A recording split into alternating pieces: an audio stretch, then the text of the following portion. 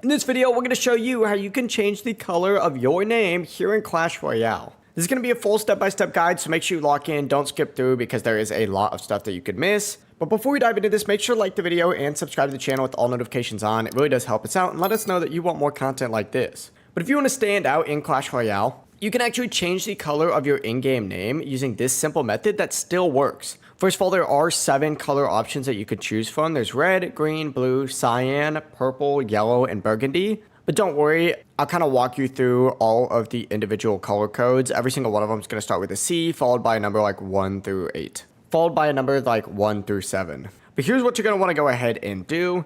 First things first, go ahead and open up the settings in Clash Royale by clicking on the little 3 lines up here and then hitting settings. And it's going to pull up a page that looks like this. Go ahead and tap the option that says change name. Now the first time that you do it, it is going to be free.